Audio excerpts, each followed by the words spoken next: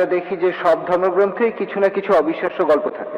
যেমন ধরেন, কোরআনে আছে যে আবাবিল পাখিরা যুদ্ধক্ষেত্রে শত্রুদের উপরে পাথর ফেলছে, আর এইসব গল্প, এই গল্পগুলো বিশ্বাস করা বেশ শক্ত। এটা আমার প্রথম প্রশ্ন। ভাই, আপনি প্রশ্ন করলেন কোরআনের কিছু কথা যেন পাখি উপর থেকে পাথর ফেলছে, সূরা ফিলের কথা।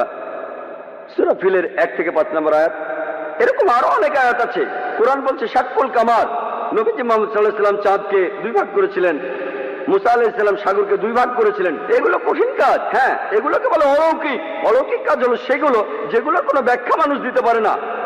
মানুষের পক্ষে চাঁদকে 2 ভাগ করে ফেলা এটা অসম্ভব। আবার কোন মানুষ সাগরকে 2 ভাগ করে ফেলবে, তার মধ্যে রাস্তা থাকবে, এটাও অসম্ভব। তাহলে এগুলোকে বলা হয় অলৌকিক। শুধুমাত্র ঈশ্বরই এটা পারেন, আপনি আমি পারবো না। আমরা এই কাজের ব্যাখ্যা দিতে পারবো না। আমরা শুধু একটা উপায় এটা প্রমাণ করতে পারি, যদি সেই সময়ে ফিরে যায়। এখানে বর্তমান থেকে আমরা অতীতে যেতে পারবো না। 3000 বা 4000 বছর আগে গিয়ে আমরা দেখতে পারবো না মুসা আলাইহিস সালাম সাগরকে ভাগ করেছিলেন কিনা। তাহলে কি করব? এই অলৌকিক গুলো আমরা অতীতে গিয়ে পরীক্ষা করতে পারছি না। কিন্তু পবিত্র কোরআনে এমন অনেক কথাই আছে যেগুলো এখন সত্যি প্রমাণিত হয়েছে। যেমন ধরুন, কোরআন বলছে বিজ্ঞান নিয়ে কথা, বিগ ব্যাং সম্পর্কে। কোরআন বলছে চাঁদের আলো তার নিজস্ব আলো নয়। কোরআন বলছে পৃথিবী বর্তুলাকার। কোরআন বলছে সূর্য প্রদক্ষিণ করে। 1400 বছর আগে মানুষ ভাবতো এগুলো কোন ধরনের কথা?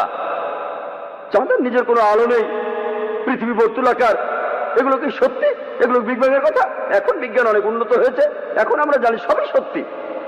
তবে অতীতে কি হয়েছে জানার জন্য অতীতে যেতে পারবো না। আমার যুক্তি বলে কোরআনে যে কথাগুলো আছে কিছু পরীক্ষা করা যায়, কিছু পরীক্ষা করা যাবে না। আমরা অতীতে যেতে পারবো না, তাহলে এই ব্যাপারগুলো কিছুটা অপরিষ্কার। আমরা বর্তমানে যেগুলো পরীক্ষা করতে পারি সেই কথাগুলোর মধ্যে যা কিছু পরীক্ষা করতে পারি, ধরেন 80% চেক করতে পারি। আমার যুক্তি বলে 80% কোরআনে যে কথাগুলো আছে পরীক্ষা করতে পারি, সেগুলো একেবারে 100% সঠিক। যেগুলো আমরা চেক করতে পারি তার মধ্যে 1% ভুল নেই। যদি বলেন এমন ঘটনা ঘটেনি, শুধু অতীতে গেলেই সেটা প্রমাণ করতে পারবেন। যদি কোরআন বলে মুসা নবী সমুদ্রকে 2 ভাগ করেছিলেন, এটা ভুল, সেটা প্রমাণ করতে পারবেন না, সঠিকও প্রমাণ করতে পারবেন না। অতীতে যেতে পারবেন না। আমরা 3-4 হাজার বছর আগে ফিরে যেতে পারি? পারি না। তাহলে যদি যুক্তি দিয়ে বলতে পারি এই ব্যাপারটা সত্যি হতে পারে, নাও হতে পারে, সত্যি হতে পারে, নাও হতে পারে। পাখিগুলো হয় পাথর ফেলেছিল, না হয় ফেলেনি, ঠিক?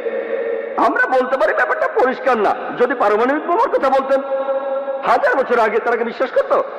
বিশ্বাস করতো? তারা বলতো পাগলের প্রলাপ। ঠিক না ভুল?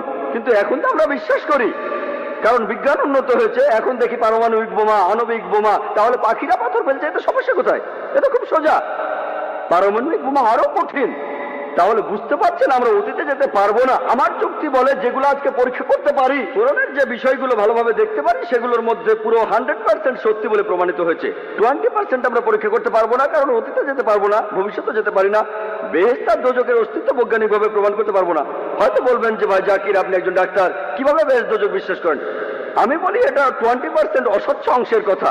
আমার যুক্তি বলে যখন 80% কোরআনের যতখানি আমরা চেক করতে পারি এগুলো 100% সত্যি বলে প্রমাণিত হয়েছে, সেখানে 0.1%ও ভুল নেই।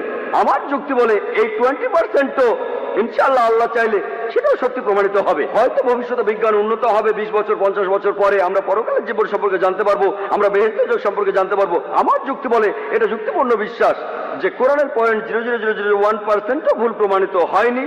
80% একেবারে পুরোটাই সত্যি। তাই আমার যুক্তি বলে যে ইনশাআল্লাহ বাকি 20% যেটা চেক করা যাচ্ছে না, অতীতে ফিরে গিয়ে বা ভবিষ্যতে গিয়ে ইনশাআল্লাহ সেগুলো সত্যি হবে। আশা করি উত্তরটা পেয়েছেন।